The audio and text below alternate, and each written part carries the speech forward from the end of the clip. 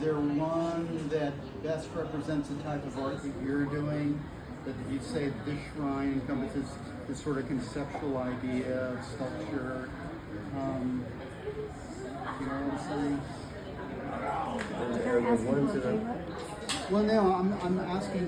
This represents minimalism. You know, you talked about dance in this one.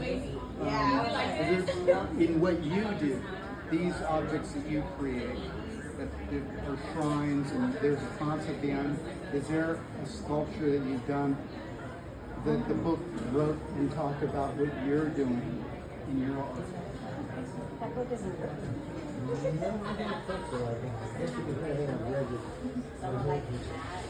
noticed John Jed wrote quite profusely about minimalism. And each of them wrote, but they didn't write about exactly what I'm doing. Maybe the closer would be Greenberg, Clement Greenberg. He was a great critic from the, if you know who I'm talking about. Because he found Pollock, and he also found Frankenthaler. And I liked his style of writing. I mean, Heidegger's fucking dense. You gotta really you gotta pay attention line by line. Oh, watch out, don't fall down, please. Where the tape's around. Yeah. I have a question. You're talking about this author who referred to the definition of art and how everything can't be art, but certain things are. Can you paraphrase what the definition of art is? What is the What decides if it is or isn't? Because the first time I met you, I asked you this question. You had kind of an answer. Have you art criticism? Well, I mean, let's start with the fact that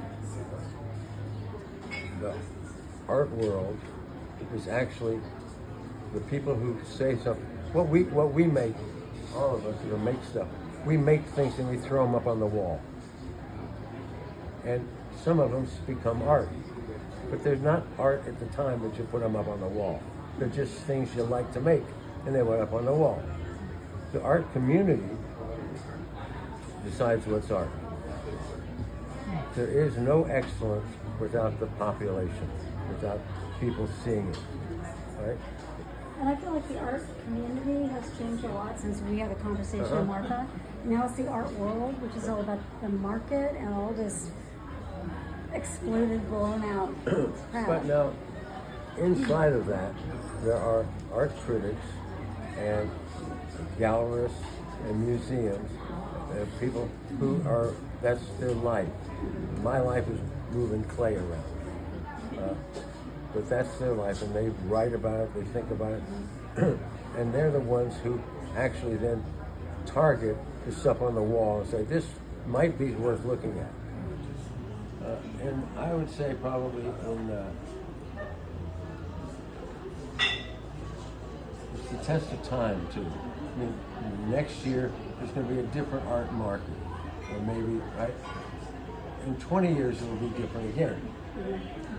What's going to hold up? Well, what holds up? Well, first of all, what holds up is the stuff that goes into museums, right? And some people's homes that are rich enough to save it, right? To keep it for people. Because we make the art for the population. We like making it, but it's for other people to look at. Otherwise, you just have it in your closet.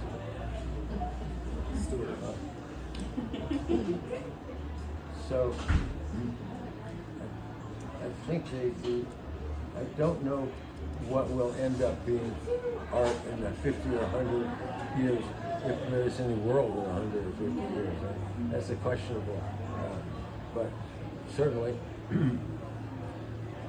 the museums are what are our temples, and they hold our culture. Without them, without someone holding our culture, we would be adrift. We are adrift, by the way, but we're getting more so as we go along. Right? So I don't really know what art is. I know all kinds of stuff to talk about, but none of it actually answers your question.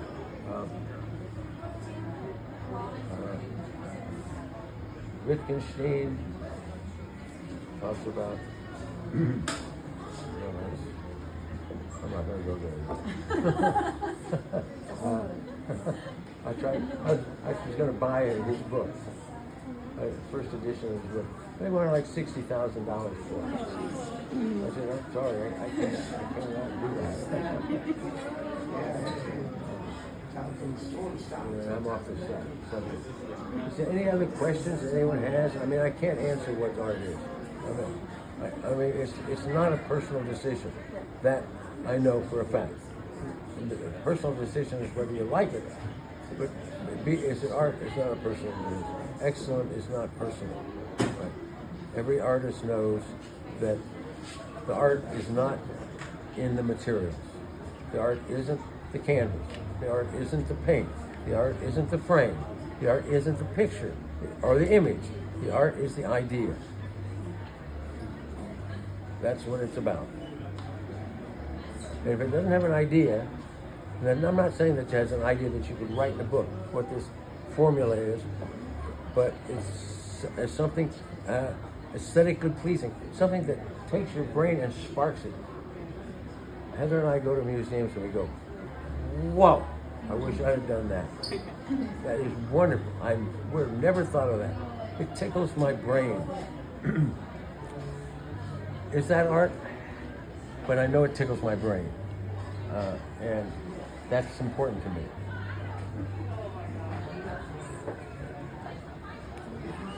So, anybody else? When can we come see all your books? Pardon? When can we visit your library? Maybe well, I'm going in to have my other knee replaced because I've made giant 20 and 30 foot steel sculptures. I hammered them for years. So